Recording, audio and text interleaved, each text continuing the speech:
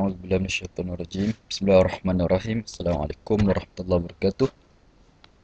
InsyaAllah pada hari ini kita sama-sama akan bincang uh, tajuk hijab sama ada merupakan pilihan peribadi ataupun pemaksaan undang-undang oleh sesebuah negara. Jadi tajuk ini kalau sahabat-sahabat dari yang mengikuti perbincangan ini perasan, telah di kami iklankan beberapa hari yang lepas. Dan kalau ikutkan pada hari ini, kuliah ini bermula 3 jam sebelum daripada ini. Tapi disebabkan ada masalah tertentu yang tak dapat dielakkan, saya terpaksa tangguh sehingga kita bermula pada waktu sekarang, insya-Allah. Baik, persoalan hijab, persoalan yang kelihatan terlalu simple, terlalu ringkas dan tiada apa-apa bagi kita Muslim, tiada apa yang perlu dihairankan kenapa orang nak berhijab dan kenapa uh, seorang muslimah itu kadang-kadang terlalu tegas untuk berhijab. Tapi ia menjadi saya lihat ia menjadi masalah ataupun menjadi satu isu bila mana selepas era terutamanya 1900 dan ke atas. Era kalau kita lihat di mana ketika itulah di mana beberapa kumpulan perempuan di Mesir sebagai contoh menjadikan hijab, sama ada memakai hijab ataupun tak memakai hijab, sebagai laras ataupun sebagai benchmark sama ada seseorang itu terbuka ataupun tidak terbuka. Sedangkan kita melihat itu bukan laras yang paling tepat ataupun laras yang betul. Laras yang paling betul ataupun benchmark yang paling tepat soal sama ada terbuka ataupun tak terbuka ialah cara berfikir. Cara berfikir, sikap dan juga perlakuan kita. Sebagaimana juga bagi seorang lelaki, bukannya seseorang itu menjadi Muslim yang baik sekadar dengan menyimpan janggut. Kerana dalam tradisi agama-agama lain juga ada tradisi menyimpan janggut. Jadi yang berbeza ialah dari sudut sikap, cara berfikir dan juga pendirian terhadap beberapa perkara teras dan juga bagaimana mereka memberi respon terhadap kepelbagaian sebagai contoh, uh, terhadap sebuah pentadbiran yang tidak demokratik, terhadap bagaimana nak memberi kebaikan kepada negara dan lain-lain, kepada masyarakat dan lain-lain. Baik, jadi isu hijab yang saya nak sentuh hari ini ialah apabila hijab, selain tadi saya sebut tentang peristiwa di Mesir, saya kira nama salah seorang tokoh Huda Sya'rawi, beliau pernah ataupun beliau dan beberapa orang yang lain pernah turun ke medan Tahrir sekarang di Mesir. Medan Tahrir itu sebenarnya tak silap saya sempena peristiwa beberapa orang wanita yang mana turun ke sana, dan juga tahrir itu lebih kepada pembebasan wanita, tahrirul mar'ah, dan debat soal pembebasan wanita ini, dan juga ia dikaitkan dengan hijab, seolah-olah yang berhijab itu kaum yang mundur. Debat ini berlangsung hangat di Mesir terutamanya, dan dalam beberapa dunia Islam di Indonesia juga, dan beberapa tempat lagi. Baik, tentang ada pun yang saya mahu sentuh pada hari ini, ia berkait juga sedikit dengan apa yang latar belakang saya cerita sebentar tadi. Selain saya nak sentuh juga tentang bagaimana di beberapa negara umat Islam, sebagai contoh, ataupun di beberapa negara bukan Islam, sebagai contoh di negara, bagaimana perbincangan sama ada hijab ini, sama ada perlu berhijab ataupun tidak berhijab. Itu sahaja yang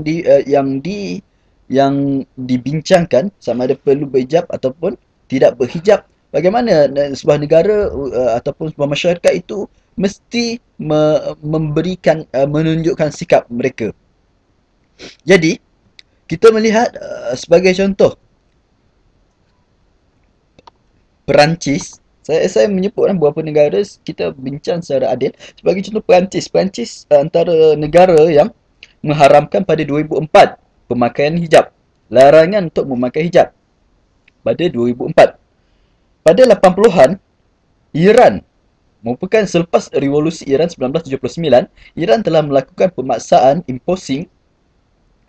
pemakaian hijab kepada penganut muslimah, penganut agama Islam yang wanita di negara tersebut.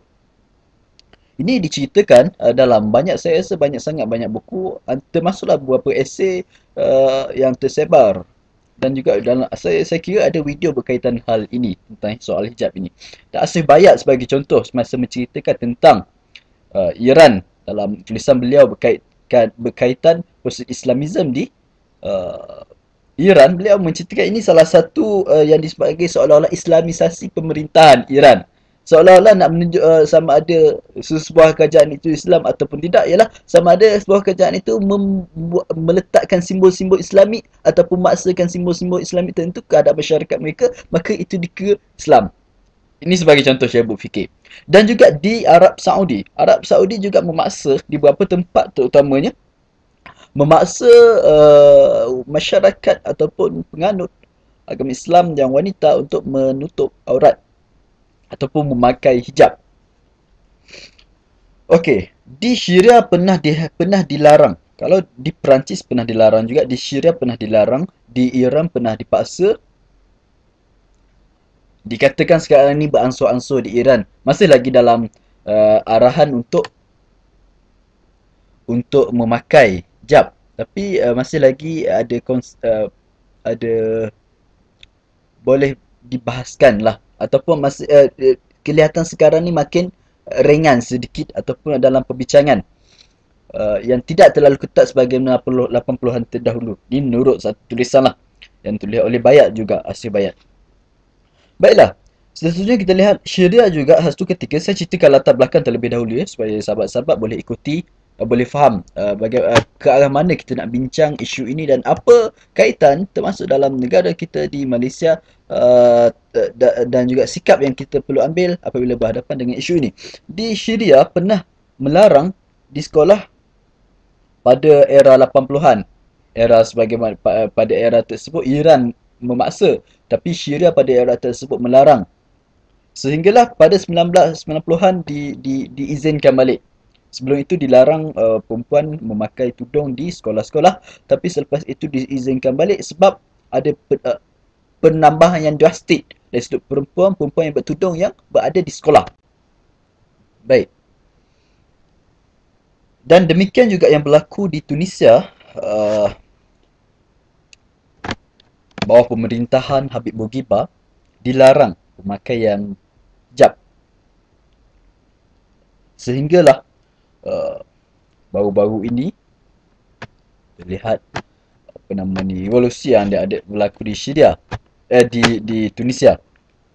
Dan di Turki juga setelah kejatuhan kerajaan Osmaniyah, Mustafa Kamal Atatürk menjadikan ia seolah-olah sebagai hijab antara isu sama ada sebuah masyarakat itu moden ataupun tidak, sebuah masyarakat itu diktator, dipengaruhi agama ataupun tidak.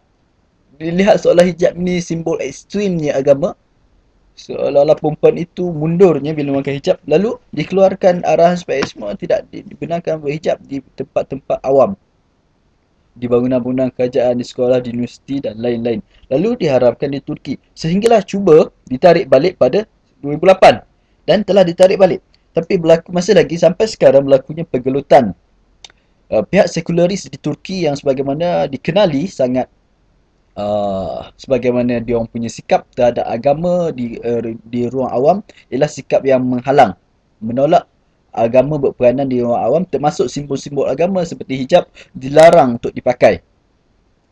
Jadi Turki juga melarang, tapi pada 2008 telah menarik balik di mahkamah menerusi usaha AKP di sana.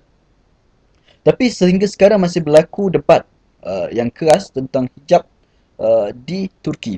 Baiklah, itu latar belakang perbincangan kita.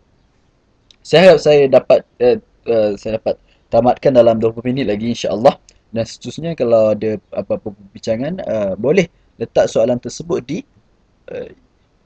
di laman ataupun page Yutam. Baiklah.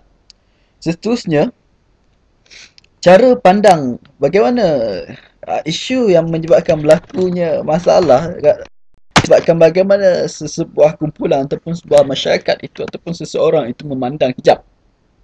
Baik, sebahagian orang kaum muslimin memandang hijab menurut pandangan Islam.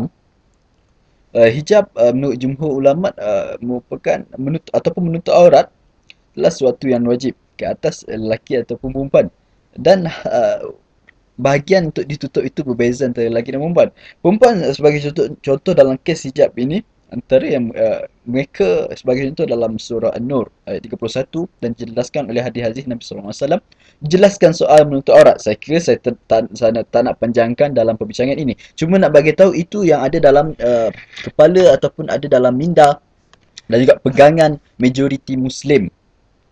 Okey, sama dia yang tak tutup aurat ataupun yang menutup aurat ataupun berhijab ataupun tidak berhijab. Tapi dari sudut cara pandang kebanyakan mereka dan juga bersumberkan daripada uh, dalam kitab-kitab tradisi mereka, hijablah suatu yang uh, wajib ataupun menutup beberapa bahagian di badan itu adalah suatu yang wajib ke atas wanita. Contohnya hijab untuk rambut, bahagian dada dan lain dan beberapa bahagian lain yang berkaitan. Tapi adapun niqab yang menutup wajah itu merupakan ada pandangan sebagian ulama yang mengatakan itu wajib. Okey. Yang tadi sekadar hijab tanpa menutup muka. Sebab tu ada debat tentang niqab di Perancis sebelum ni, dan juga di beberapa tempat di barat. Dan sebenarnya telah dalam intra bukan setakat intra dalam kalangan umat Islam sendiri berlaku debat soal sama mana wajah ini aurat ataupun tidak. Okey, cuma sekadar kesimpulan ringkasnya bahawasanya perbincangan ini ada dalam kalangan umat Islam sendiri soal, dan ini mereka menganggap ini sebagai satu perkara agama, dan Muslim menganggap perkara ini sebagai satu kewajipan untuk ditunaikan.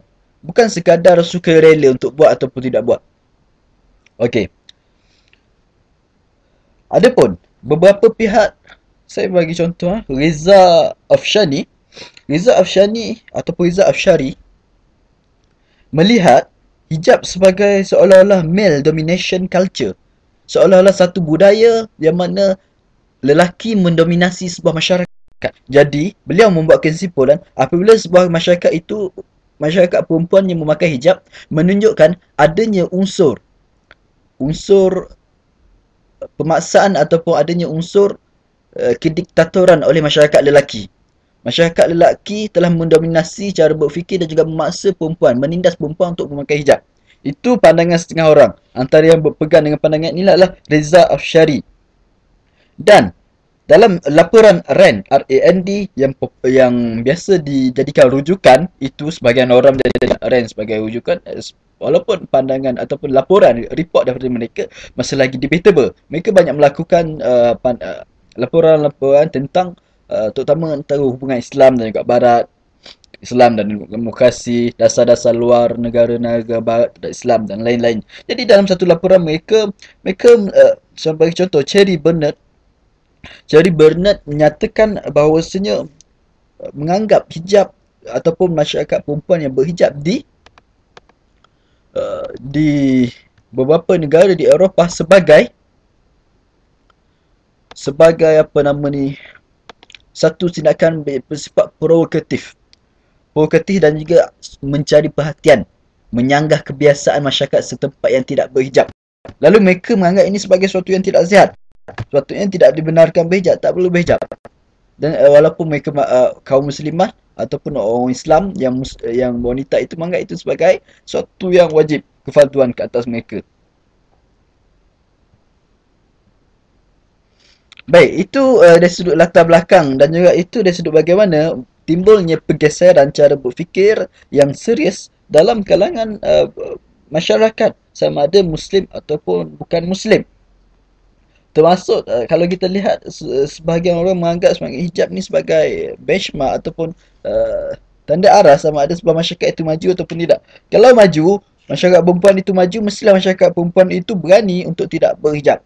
Berbanding kebiasaan masyarakat perempuan yang tak maju itu, bagi mereka lah, bagi setengah orang, ialah dengan berhijab. Itu antara cara pandang bagi orang. Baik. Saya tertinggal satu fakta di Aceh juga. Saya kira di Aceh juga dipaksakan untuk dipakai hijab dan juga adanya attabuk pakaian tersendiri. Baik, apa sikap disebabkan ini berkait dengan kuasa dan juga pemerintahan, sebenarnya sikap Islam terhadap hal ini. Saya nak kurangkan menggunakan sikap Islam. Tapi apa tafsiran beberapa Muslim atau beberapa ilmuwan Muslim terhadap perkara ini? Setengah orang suka menggunakan ini adalah apa yang Islam hendaki, ini apa Islam mahukan. Sebenarnya banyak yang mereka kata apa Islam mahukan itu bukan apa Islam mahukan. Itu sekadar apa yang orang Islam mahukan. Termasuk dalam soal hijab ini. Setengah orang mengatakan inilah Islam mahukan, iaitu kita Islam mahukan kita meletakkan undang-undang supaya semua orang berhijab. Bagaimana mereka boleh berkata dari sudut pihak Islam, sedangkan perkara itu sesuatu yang tidak jelas. Sebahagian sepatutnya digunakan perkataan ini menurut pandangan saya, menurut pandangan kami, menurut pandangan sebahagian ilmuwan Islam, sebahagian ulama, sekian-sekian. Tapi apabila digunakan Islam tu, ini Islam tu, mereka telah mendiktekan ataupun menetapkan kebenaran itu terhadap tafsiran teks-teks tertentu sebagai milik mereka semata-mata. Ini masalah yang besar bila mana jika berlarutan, ini masalah yang besar. Mereka sebahagian masyarakat sama ada yang mengatakan mereka itu masyarakat beragama ataupun masyarakat sekular, mereka secara tidak langsung apabila terlibat dalam perbincangan sebegini, mereka akan cuba memaksakan pentafsiran teks-teks tertentu berdasarkan apa yang mereka mahu. Kalau dalam sejarah ini berlaku, dalam sejarah Islam sebagai contoh, ini berlaku dalam semasa pemerintahan Mu'tazilah. Bila mana apabila cuba dipaksakan bahawasanya Al-Quran itu makhluk. Okey, lalu Imam Ahmad bin Hanbal, ni kisah yang terkenal. Imam Ahmad bin Hanbal cuba membantah, menyatakan bahawa sebenarnya menurut Ahlussunnah wal Jamaah Al-Quran itu bukan makhluk, tapi Al-Quran itu merupakan kalam Allah. Lalu dikenakan hukuman terhadap orang yang terhadap Imam Ahmad bin Hanbal. Okey, dan ini juga berlaku dalam sejarah Kristian.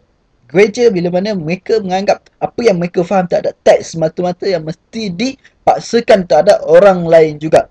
Okey, ini sebenarnya cara berfikir yang sangat bahaya. Sangat bahaya jika berlarutan. Baik. Apa respons sebahagian kumpulan Islam dan juga sebahagian ilmuwan Islam terhadap isu ini, isu sebegini? Sebagai saya mengambil contoh ya. Beberapa orang, sebagai contoh saya pernah terbaca pandangan Dr. Toha Jabir Alwani yang melihat seolah-olah sebahagian orang ataupun sebahagian kumpulan Islam bila mana mereka bercakap tentang demokrasi dan juga kekuasaan, mereka mahu menggunakannya sebagai alat yang sementara semata-mata, selepas itu mereka mahu memaksakan apa yang mereka faham terhadap agama. Dan ini juga dikritik oleh tokoh yang bernama Rashid Ghannouchi di Tunisia. Beliau melihat itu bukanlah tugas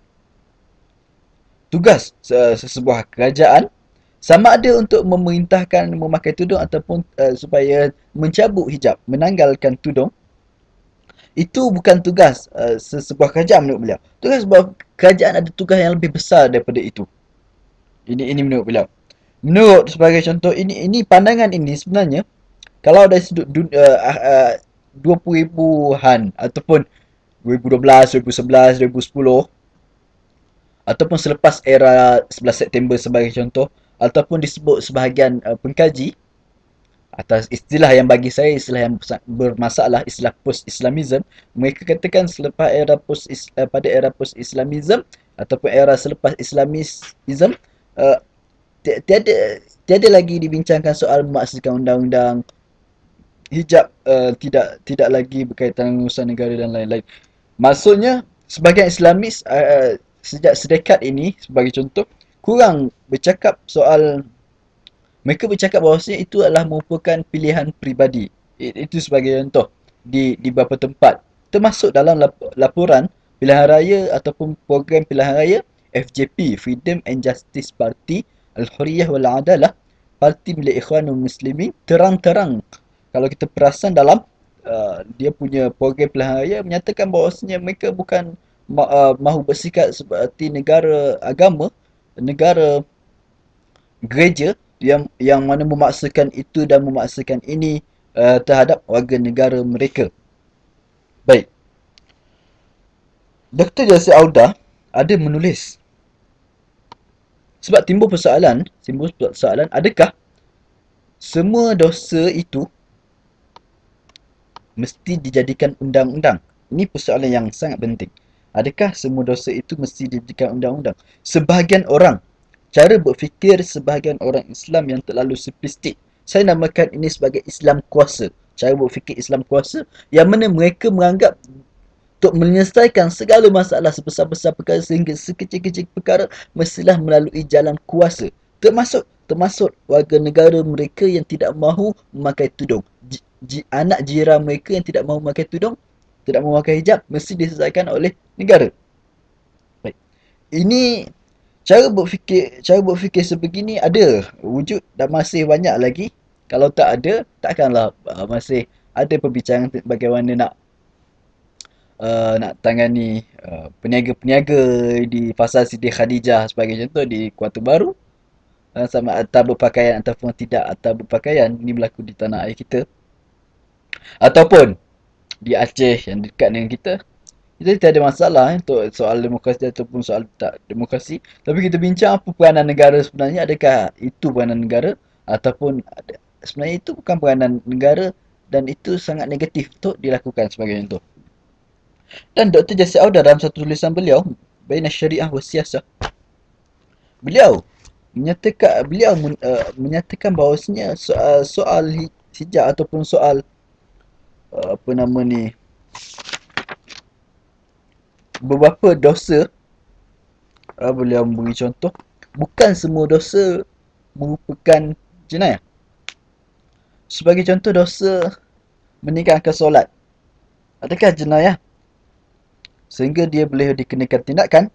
Dan memang ada dalam perbincangan turas, ya, perbincangan tradisi Islam begini, tapi adakah itu pandangan yang paling tepat ataupun sekadar pandangan di tepian sahaja yang cuba diangkat dengan ekstrim oleh beberapa golongan?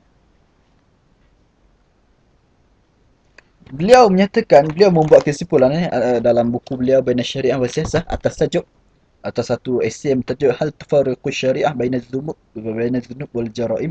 Adakah syariah itu membezakan antara dosa-dosa dan juga jenayah?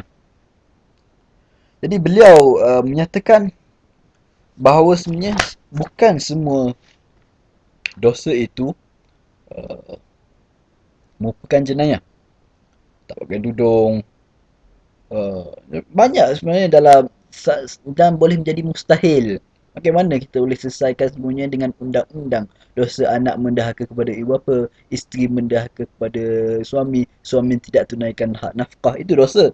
Semua dosa, anak tak buat baik, pelajar lawan cakap guru, semua dosa, dan setiap hari manusia itu tak dapat lari daripada dosa. Adakah yang menyelesaikan ataupun menangani dosa-dosa itu merupakan negara yang menerusi undang-undang, ataupun sebenarnya itu antara urusan mereka dengan Tuhan, melainkan pada perkara-perkara yang Tuhan telah letakkan undang-undang? Bagi contoh kecurian ataupun yang berlaku yang wujud dalam jenayah syariah yang disebut sebagai hudud dan qisas, tapi itu ada perbincangan, itu saya tak nak bincang di sini, itu bincang lain. Cuma saya nak bagi tahu, melainkan perkara yang telah jelas, bukannya digeneralisasi ataupun ditambah-tambah segala kesilapan ataupun dosa yang dilakukan oleh manusia yang lain mestilah termasuk juga dalam ataupun mestilah diundang-undangkan juga.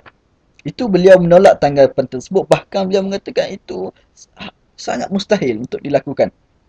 Dan beliau mengatakan kalau ikut Nabi SAW sendiri dari sudut sikap Nabi SAW terhadap dosa, ialah Nabi SAW menggunakan teknik beransur-ansur ataupun teknik pendidikan dalam merubah.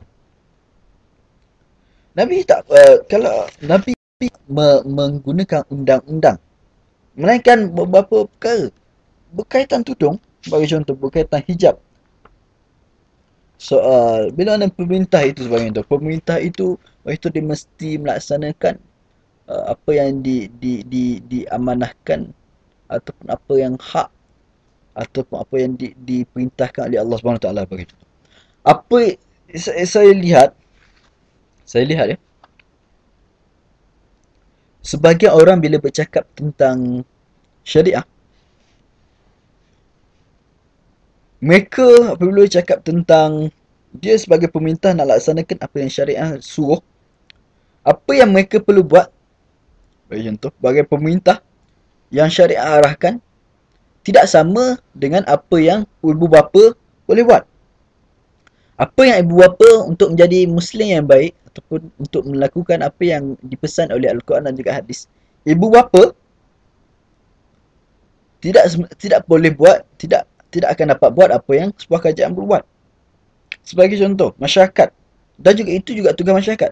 Dan bila mana dicelarukan ini atas nama inilah perintah syariah, dia akan jadi akhirnya jadi bercelaru tugas.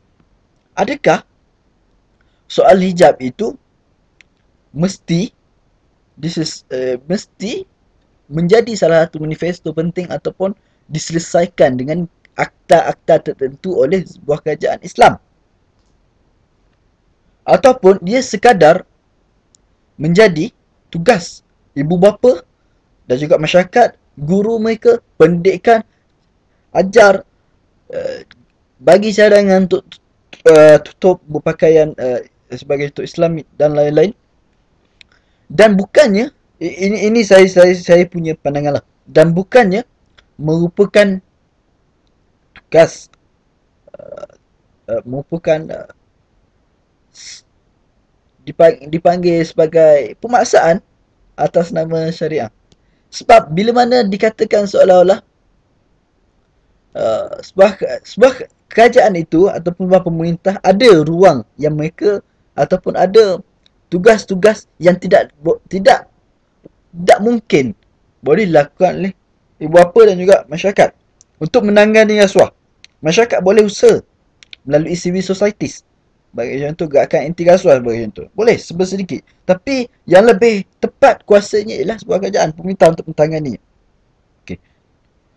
Untuk menghukum orang pencuri, masyarakat mungkin boleh tolong lapor itu ini, tapi ia lebih kepada tugas kerajaan mewujudkan polis yang bebas, adil, tidak dicampur tangan, Kementerian Dalam Negeri yang baik, memberi atau berperanan dengan baik dan lain-lain bagi contoh. Jadi sebab satu sifir yang silap, saya sentuh tentang dunia Islam, satu sifir yang silap dalam setengah orang menyatakan seolah-olah apa nama ni, Islamlah penyelesaian yang mana akhirnya mereka membawa slogan itu bahawasanya yang penyelesaian itu ialah negara adalah penyelesaian.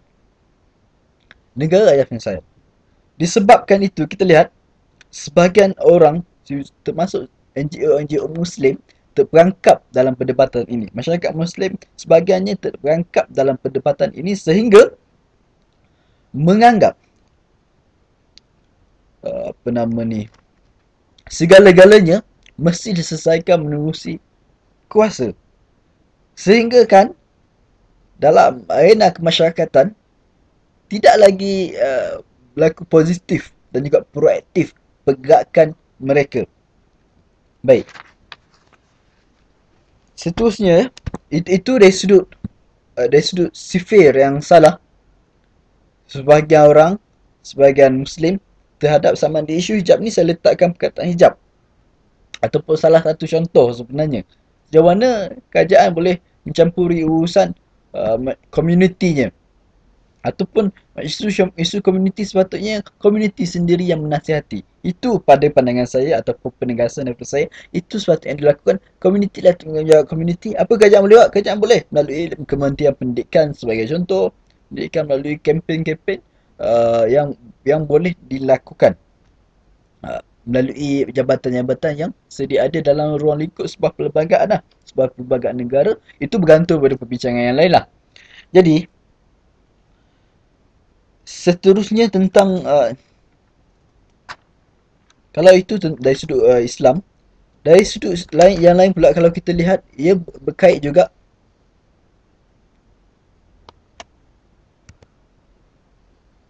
Saya saya sedang lihat kalau ada soalan ataupun tidak. Okey, belum ada. Okey, ia berkait juga sebagai contoh di Perancis ataupun di Tunisia sebelum ini, tentang apa, ataupun di Turki sendiri, tiga buah negara ini paling jelas tentang apa yang disebut oleh sebahagian orang sebagai negara sekular. Sekular sendiri mempunyai uh, tafsiran ataupun pemahaman yang berbeza dalam beberapa negara sebagai contoh. Sekular di Amerika tidak sama dengan sekular di Turki, di Perancis, di Tunisia. Jadi laichism yang saya harap semua, laichism LAICISM, okey, ataupun LAICITE. Saya tak rasa ini ruang yang paling sesuai untuk jelaskan perbezaan-perbezaan definisi sekular itu dan ini. Dan saya yakin para pendengar dari latar belakang yang berbeza, yang mungkin ada dah biasa dengar, ada yang tak biasa dengar. Jadi yang tak biasa dengar, ringkasnya, sekular laichism ini ataupun jenis yang berperanan di Turki sebelum ini, di Tunisia, di Perancis, adalah dari jenis laichism yang menghalang agama dan juga simbol-simbol agama daripada berperanan di ruang awam. Sebenarnya setengah orang yang menganggap dengan pergi kepada sekular itu mereka menjadi lebih moden, yang meninggalkan agama berdasarkan pengalaman mereka yang lepas. Bagi contoh di Perancis, pengalaman mereka dengan revolusi mereka, sehingga berlaku terjadi revolusi lah pengalaman mereka dengan gereja, sehingga menimbulkan kebencian antara masyarakat terhadap gereja-gereja di sana. Itu pengalaman mereka yang tersendirilah. Dan juga ada pun di Amerika sebagai contoh, walaupun mereka cakap tentang sekular itu sekular ini, tapi uh, di sana peranan agama dan juga tradisi keagamaan sangat jelas, termasuk dalam kempen-kempen pilihan raya presiden mereka. Jadi uh, itu sudut yang kedua. Kalau tadi dari sudut saya ulas dari sudut sebagai contoh negara-negara umat Islam ataupun negara-negara agama, yang mana melihat negara lah untuk menyelesaikan segala-galanya. Adapun di sebahagian negara, mereka pula menganggap bahawasanya negara juga dalam versi yang lain, negara juga menyelesaikan kesemuanya. Menjadi menjenayahkan sesuatu yang tidak patut disebut sebagai jenayah, sehingga hak-hak kewarganegaraan yang sepatutnya diberikan kepada warga negara mereka tidak tertunai dengan baik. Baik, baik, saya rasa sekadar itu saja. Kalau ada apa-apa ataupun kalau ada persoalan di kurung tadi, saya dah tengok belum ada. Kalau ada, kita boleh bincangkan, insya-Allah.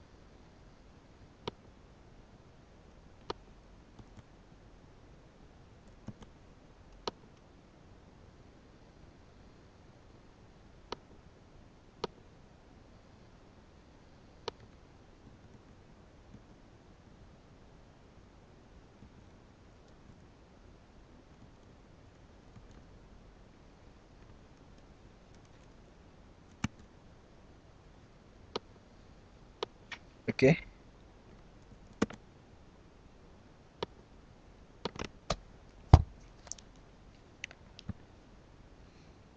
Cuma mungkin kita boleh, saya kira ada baki dalam 20 minit lagi. Soalan belum ada. Kalau ada boleh kirimkan di fanpage hitam. Tapi alam-alam belum ada soalan. Saya kira salah satu saya nak sentuh, hijab ini merupakan isu yang sebenarnya luar sahaja, ataupun isu yang di permukaan. Ia ada isu ataupun isu yang di sebaliknya. masalah yang lebih penting, real problem berbanding presenting problem yang diwakili oleh beberapa isu, termasuk salah satunya hijab yang kita sebut tadi. Dan ini juga berlaku bagi contoh dari sudut konsert. Konsert saya memberi contoh penama dia sudut selain berpakaian dari sudut sebagai itu tindakan yang mungkin bertentangan dengan mainstream masyarakat di sebuah kawasan, tapi apabila bertentangan sejak yang tidak memberi kesan negatif terhadap sosial, kesan negatif yang bersifat materi ataupun kita boleh lihat, kan bersifat kerohanian yang kita tak dapat lihat, bagi itu soal dosa yang bersifat uh, yang bagi setengah orang kesannya ada tapi tak dapat lihat. Tapi yang dibincangkan adalah kesannya ada dan dapat dilihat. Okey.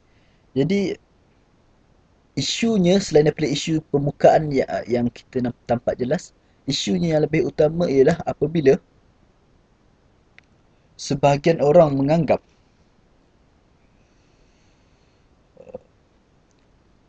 saya pergi kepada perbincangan Islam kuasa dan juga Islam ummah. Ini saya sebut beberapa kali setelah ini sebentar tadi. Tapi saya pergi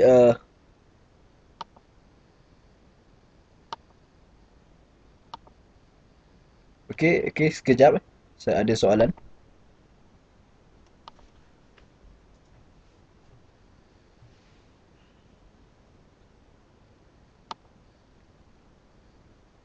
Okey, soalan pertama, sebelum tadi saya ingat saya nak sentuh tentang Islam kuasa dan juga bagaimana konsep mujtama' madani, masyarakat sivil yang tidak diberi penekanan ataupun uh, community empowerment yang kurang penekanan. Tapi tak apalah, sebelum itu saya sentuh dulu tentang soalan yang ada di US Stream ini. Itu yang pertama, bagaimana jika masyarakat yang nak hijab diaktakan? Soalan ini penting. Tapi saya kira saya bagi pandangan saya. Atas sebabkan saya bercakap pada hari ini, saya bagi pandangan berdasarkan penilaian saya dan juga pembacaan saya saja. Jadi kalau ada pandangan yang berbeza, boleh dibincangkanlah. Pandangan saya, hijab tak perlu diaktakan walaupun majoriti masyarakat mahu ia diaktakan. Hijab terlalu peribadi, merupakan pilihan yang tak sepatutnya ditentukan oleh masyarakat mana-mana pun. Bahkan kalau kita lihat, seseorang ayah tu ataupun mak, ibu, dia tidak boleh. Mungkin dia boleh memaksa sedikit. Tapi sebagai contoh anaknya belajar di luar, di kampus sebagai contoh. Dia mungkin boleh paksa di sekolah menengah untuk pakai. Tapi tetap yang melakukannya lah anaknya sendiri. Sama ada memakai ataupun menanggalkannya. Jadi, saya lihat kalau kita bincang tadi soal sama ada negara tentukan atau mengaktakannya ataupun tak, masyarakat tentukan ataupun tak, saya rasa perbincangan tersebut sebagaimana pernah disebut berulang-ulang sebenarnya dalam oleh Dr. Tariq Ramadan dalam buku beliau What I Believe. Dia cara berfikir disebut binary thinking. Cara berfikir yang terlalu binary, terlalu hitam putih. Sama ada pakai ataupun tak pakai. Sama ada community ataupun suruh ataupun community kata yang pakai. Sahaja. Dan ini juga disebut oleh beliau dalam Quest, The Quest for Meaning. Dia mengkritik dengan jelas cara berfikir yang sangat bermasalah ini. Saya kira walaupun masyarakat, majoriti masyarakat sebagai contoh di sebuah tempat mencadangkan supaya dibuat akta pemakaian. Saya selaku Muslim, teman saya kalau memahati kes ini, saya tidak setuju. Kenapa perlu diaktakan? Perkara yang tak bersifat peribadi atas nama majoriti. Ia akan memberi ataupun membawa kepada konsep tirani majoriti. Kediktatoran pihak majoriti terhadap pihak minoriti. Patutnya tidak ada. Patutnya perkara yang paling asas tidak perlu ditentukan. Sebagai contoh, majoriti sesebuah negara itu mahu semua orang dalam negara itu memeluk Islam. Itu tak logik. Itu tak boleh pakai.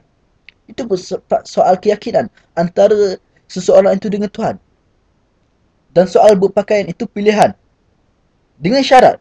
Ada pun soal sesuatu yang bersifat public moral. Sebagai contoh berbogel di jalan raya. Atau memakai uh, sekadar menutup uh, bahagian yang sangat sedikit sebagai contoh, memakai bikini sebagai contoh. Jadi ini ini boleh dibincangkan untuk masyarakat, untuk dilakukan larangan. Itu sangat sangat sebab contoh berlawanan dengan moral masyarakat timur, cakap Malaysia sebagai contoh, setempat adat setempat berlawanan dengan itu. Adapun untuk menentukan mesti kena pakai, saya pada itu tak tepat. Allah alam, itu tak tepat. Berdasarkan keyakinan orang yang memakai, majoriti yang cenderung untuk memakai, lalu dipaksakan kepada minoriti untuk pakai juga. Wallahu alam. Pandangan saya untuk soalan ini, saya tak setuju lah. Yang kedua, tuduh sebagai lambang agama, terlalu fokus terhadap aurat. Wanita, awak lelaki sungguh diketepikan. Sebenarnya, tuduh sebagai lambang agama ialah tentang persoalan ini, saya lihat bukan diketepikan, tapi sebab isunya timbul, dan juga saya bukan membesar-besarkan tentang aurat wanita ke hijab ke tak. Tapi isu yang kita bincang pada hari ini sebenarnya berkait. Saya tak nampak adanya negara yang mengharamkan lelaki untuk memakai ataupun menutup auratnya. Sebagainya. Saya tak dengar lah. Saya tak tahu, kalau ada boleh bagi tahu lah. Cuma sebab itu timbulnya. Sebab yang lebih nampak simbolik tu ialah hijab. Itu lelaki itu mungkin dia pakai kopiah. Saya tak pasti ada larangan kopiah ke, ataupun dari sudut ada pun dari sudut Islamofobia berkaitan dengan janggut, itu memang ada lah. Dan itu juga berkaitan dengan perkara-perkara yang berkait dengan simbol agama, ataupun perkara yang mungkin dalam beberapa sudut yang lain berkait dengan moral, sejauh mana boleh dipolisikan ataupun ditentukan oleh sebuah negara tentang tafsir yang paling tepat berhubung hal tersebut, sama ada paksa ataupun tak paksa sebagai contoh. Okey, ada soalan yang ketiga. Saya jawab jawapan saya untuk yang kedua, bukan maksudnya saya membesarkan tentang isu perempuan, tapi itu memang fokus point kita berdasarkan isu yang berlaku di banyak tempat ialah soal hijab, antaranya yang merupakan terlalu superficial, tapi isu dalamnya saya dah sentuh sebentar tadi, sebabkan cara berfikir terhadap peranan negara dan juga peranan masyarakat. Yang ketiga, apakah perbezaan dari segi prinsip sikap kerajaan Perancis mengharamkan hijab di ruang awam dengan pendekatan kebanyakan negara mengharapkan berbagai di ruang awam?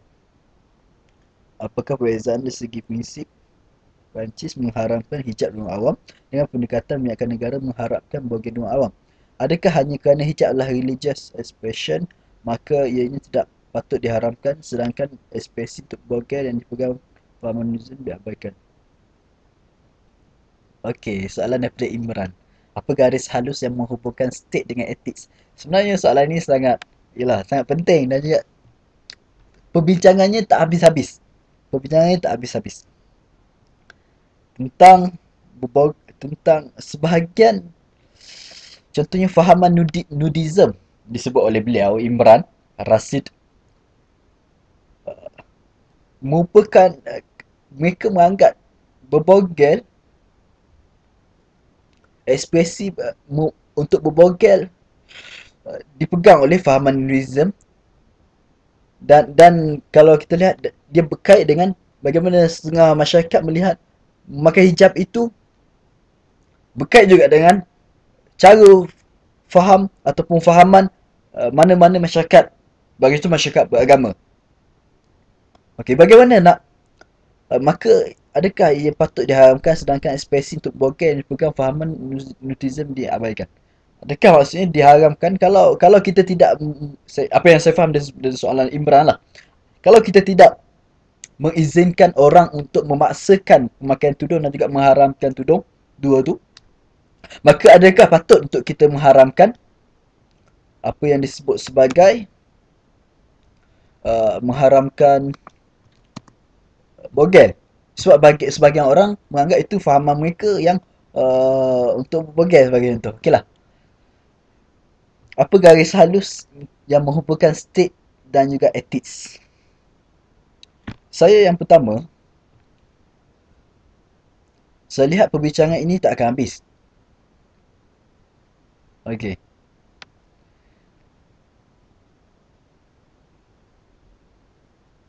Yang kedua,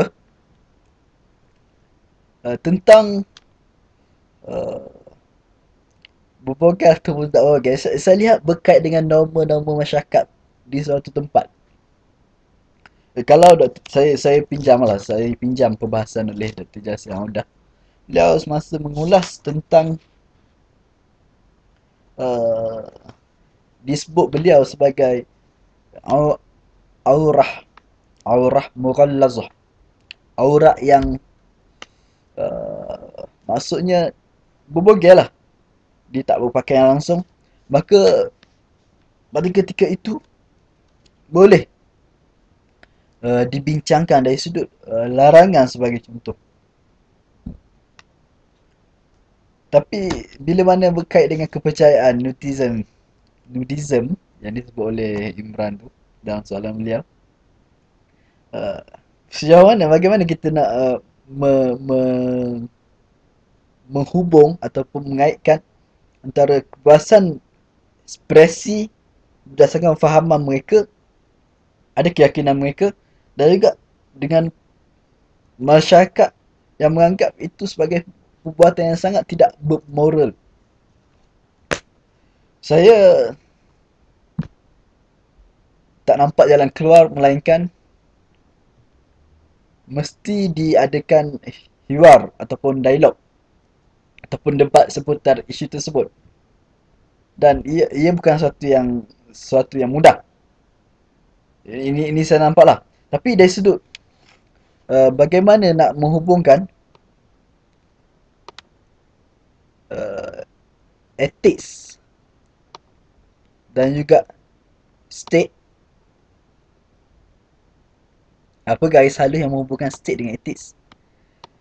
Apa yang saya faham, ia berkait sebagai contoh, berkait dengan perkara-perkara basis, perkara-perkara basic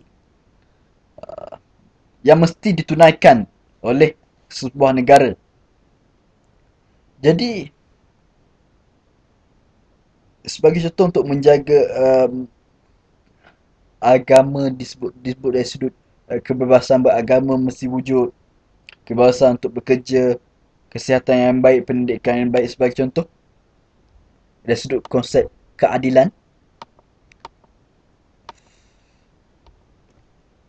dan dari sudut apa nama ni, menyelesaikan suatu isu yang sensitif dengan menerusi perbincangan ataupun ruang awam disebut oleh sebahagian pihak. Tapi saya sebenarnya tak berapa jelas tentang bagaimana apa garis halus, apa yang dimaksudkan dengan garis halus yang menghubungkan state dengan etik. Saya kurang jelas dengan soalan tersebut. Tapi apa yang saya faham, apa yang sekadar saya faham ialah bagaimana etik boleh berperanan dalam sebuah negara. Itu apa yang saya faham lah. Tapi saya kira ini akan bertolak ataupun sebuah perbincangan itu akan berangkat dari mana ideologi sebuah kumpulan itu ataupun sesuatu golongan itu, termasuk cara faham dia terhadap uh, negara, terhadap politik dan lain-lain. Sebagai contoh, kalau saya selaku Muslim, saya menganggap dari sudut etik, sejauh mana etik boleh berperanan. Etik boleh berperanan kalau dari sudut sebuah negara ialah menerusi meletakkan perkara-perkara yang bersifat daruriyatul khamsah, disebut sebagai maqasid khamsah, yang 5 itu menjaga agama, menjaga harta dan lain-lain. Itu dari sudut peranan, disebut fundamental values yang mesti ada dalam mana-mana negara. Tapi dari sudut yang lain, sebagai contoh dari sudut praktikal, saya membawa contoh di negara Malaysia, praktikalnya sudah tentu berbeza berbanding di negara Turki. Sebagai orang memberi kesimpulan mudah, Malaysia mesti stop untuk menjadi negara Islam, Islam state. Tapi apa solusinya? Solusinya mereka mesti pergi untuk melaksanakan implement apa yang telah dilaksanakan oleh Turki. Itu terlalu simplistik dan juga terlalu binary thinking. Saya lihat kalau dari sudut etis yang Islam perkenalkan, Islam meletak etis yang jelas terhadap konsep kesamarataan, keadilan, menentang rasuah, menentang kezaliman, mendahulukan untuk mengurangkan keburukan ataupun kecurangan dalam sebuah pemerintah. Selepas itu baru melakukan kebaikan dan juga kebajikan atau perkara yang bersifat pembangunan sebagai contoh. Tapi itu perkara yang basic, fundamental values, ethics yang mesti ditunaikan menurut pandangan Islam lah, apa yang saya faham. Adapun dari sudut praktikalnya berbeza. Sebab itu di Tunisia, walaupun mereka mengisytiharkan, Tunisia terpengaruh ataupun lebih dekat dengan perbincangan Turki dari sudut state, iaitu mereka pergi lebih kepada negara yang neutral agama. Tapi mereka juga ada jabatan menteri wakaf.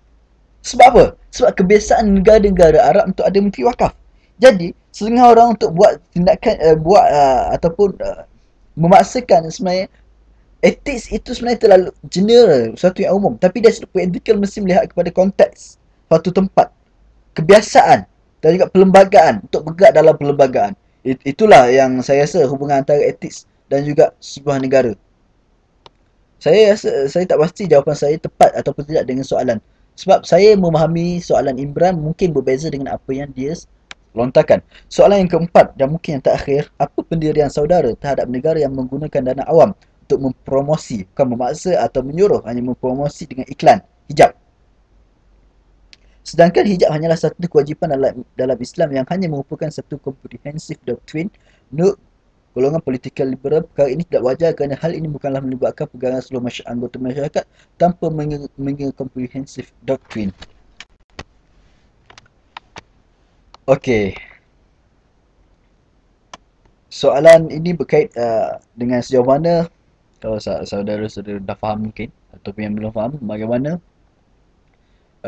pandangan saya ataupun pendirian saya terhadap mana-mana negara yang menggunakan dana awam, dana negara untuk mempromosi hijab. Okey, ini mungkin berkait dengan pandangan saya sebelum ini, bahawasanya sebuah negara mungkin boleh mencadangkan ataupun mempromosi hijab. Tetapi bagaimana? Bagaimana itu timbul persoalan? Sama ada ia mempromosikan, sebagai contoh, kalau saya selaku Muslim menjadi seorang pemimpin, saya mempromosikan atas stand saya sebagai seorang pemimpin sebagai contoh dalam ucapan saya. Dalam ucapan saya bercakap. Tapi saya tidak mempromosikan dengan menggunakan wang daripada kerajaan sebagai itu untuk orang bertudung. Itu saya, ataupun dengan menggunakan menggunakan iklan-iklan di TV dengan berbayar, dan saya menggunakan dana daripada kerajaan ataupun duit rakyat untuk melakukannya. Itu dua konteks berbeza. Sama ada saya melakukan sendiri secara saya peribadi, saya orang pemimpin, saya bercakap itu ini dan sekarang apa yang saya faham, saya mempromosikan itu ini, ataupun saya melakukan secara uh, lebih disebut menggunakan dana itu dan ini. Okey. Itu dua situasi yang berbeza. Saya lihat kalau saya guna yang pertama, saya lakukan yang pertama, itu langsung tiada masalah.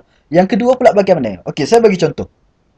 Yang kedua, tentang maksudnya menggunakan dana berbayar, dana awam. Golongan politikal liberal melihat perkara ini tidak wajar kerana ini bukanlah melibatkan pegangan seluruh anggota masyarakat tanpa menggunakan komprehensif doktrin. Okey. Saya lihat dari sudut kebebasan beragama, sebagai saya lihat ini berbeza dalam antara negara. Saya kembali kepada pandangan saya tentang state dan etis sebagaimana saya nyatakan sebentar tadi, tapi dari sudut aplikasinya berbeza antara negara. Sebagai contoh ya, di di mana ni?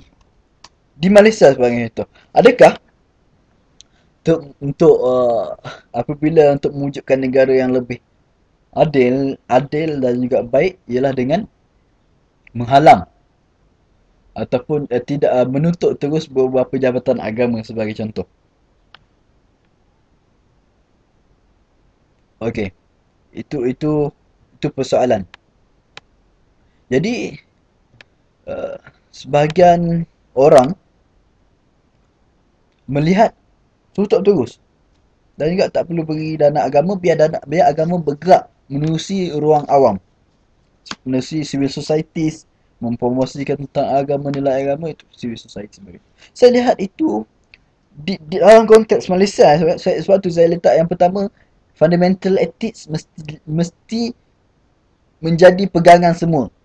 Soal praktikal itu berbeza antara negara, termasuk kebiasaan sebuah negara, termasuk perlembagaan negara yang mesti diambil kira. Saya melihat sebagai contoh dari sudut sebuah negara, Malaysia sebagai contoh. Tapi kerajaan boleh memberikan wang untuk digunakan oleh apa nama ni, jabatan-jabatan tertentu yang bersifat keagamaan. Tapi dalam masa yang sama, dalam nisbah yang sesuai, untuk negara lain ataupun untuk agama lain mesti diberikan juga dalam nisbah yang sesuai, termasuk untuk mereka bina rumah ibadat mereka, untuk mempromosikan agama mereka kepada penganut agama mereka sebagai contoh. Itu mesti dibenarkan. Itu saya lihat, ataupun itu sesuatu yang mungkin boleh dibincangkan dalam konteks negara Malaysia sebagai contoh. Sebab tu saya lihat perkara dari sudut pelaksanaan implementasi ini, saya tak nampak dia mestilah berlaku sama ada buat ataupun tidak buat sahaja, terutama perkara yang bersifat teknikal. Tapi mestilah uh, dalam masa yang sama mestilah terjaga dari sudut fundamental values ataupun ethics yang relevan ataupun wajar untuk dilaksanakan oleh sebuah negara, dan apabila tidak menunaikan ethics ataupun fundamental values tersebut akan memberi kerugian kepada sebuah negara. Baik, okey. Justru ada pun praktikal, uh, mestilah menurut konteks dan juga adat setempat, ini saya lihat, dan juga kebiasaan sesebuah negara yang pasti berbeza lah. Ini pandangan saya lah. Allahu a'lam. Soalan daripada 5 daripada Nazrin. Abang Marwan suka gadis yang bagaimana? Mana lebih comel, yang berhijab ataupun yang tidak berhijab? Soalan ini tu tak boleh jawab. Okey, jadi saya rasa tak ada soalan dah. InsyaAllah masa pun dah cukup-cukup. Tinggal 1 minit lagi. Cuma saya letaklah kesimpulan. Bila mana masyarakat kita keterlaluan berbincang tentang uh, sebagai contoh masyarakat Muslim, tentang Islam dan juga Islam kuasa, itu berlaku tak ada masyarakat yang bukan Muslim juga, untuk menyampaikan apa yang mereka faham, untuk menunaikan apa yang mereka yakin, mestilah melalui kuasa semata-mata menyebabkan kurangnya perbincangan tentang uh, masyarakat sivil ataupun mujtama' madani yang progresif dan juga proaktif, tanpa uh, sekadar meletakkan segala-galanya mesti ditunaikan oleh negara. Dan juga ada logik yang mesti kita abaikan. Itulah logik yang menyatakan kerajaan itu seperti mak ayah kita. Maka bila mak ayah tengok suatu kebaikan, maka sebuah kerajaan itu, maka mak ayah itu akan buat larangan itu, larangan ini, paksa itu, paksa ini, bagi contoh. Kerajaan bukan mak ayah kita. Dan apa yang mak ayah kita buat untuk kita, tak semestinya kerajaan boleh lakukan kepada kita apa yang sama. Adapun apa yang kerajaan boleh lakukan kepada kita, tak semestinya mak ayah kita boleh buat apa ataupun boleh melakukan perkara yang terupa terhadap anak-anaknya sebagai contoh. Jadi perbincangan Islam kuasa ini, terutama yang sekarang, kalau di Malaysia makin jelas kelihatan, bila dan meninggalkan sekalian banyak ayat-ayat Al-Quran yang mana bagi contoh, innal insana lafi khusr, sesungguhnya manusia itu dalam kerugian. Khuliqal insanu ajula, bagi contoh. Manusia itu zalim, manusia itu jahil, semua itu memberi konotasi negatif. Al-Quran menceritakan tentang manusia dalam konotasi negatif. Ini menurut Rashid Ghanushi, menunjukkan bahawasanya manusia itu, sebab tu manusia itu mesti bermasyarakat, ada community, supaya mereka saling menegur. Sebab tu manusia dalam Quran semua disebut dalam bentuk negatif. Tak disebut, tak dipuji. Tak dipuji melainkan sebagai contoh dipuji penciptaan manusia, kemuliaan manusia itu ini. Tapi dia sikap diceritakan yang negatif supaya menurut hikmahnya ialah manusia itu mesti ada mestilah hidup dalam komuniti, dan komuniti yang menyelesaikan mereka. Dan Islam itu, kalau kalau menurut kalau saya selaku muslim saya bercakap, mungkin mungkin ada pendengar non muslim, tapi saya bercakap tentang beberapa perkara ini lebih kepada muslim. Bagi contoh, saya nak ataupun mana-mana umat Islam, dia tak perlu ada ketua agama untuk selamatkan agama mereka. Semua muslim adalah ketua yang bertanggungjawab untuk menjaga agama mereka. Ketua agama tidak ada langsung dalam konteks agama kita, hingga ketua agama itulah boleh menyelamatkan jiran kita daripada berpakaian yang sebenar ataupun tidak berpakaian yang sebenar itu. Daripada moral yang sebagaimana Islam ajarkan ataupun yang Islam tak ajarkan. Itu tiada langsung, dan mesti menjadi suatu yang semua boleh berpegang dengan tegaslah. Okay, wallahu alam. Saya tangguhkan perbincangan ini dengan tasbih kafarah dan surah Al-Asr. Assalamualaikum warahmatullahi wabarakatuh. Maaf salah silap. InsyaAllah jumpa lagi lain kali.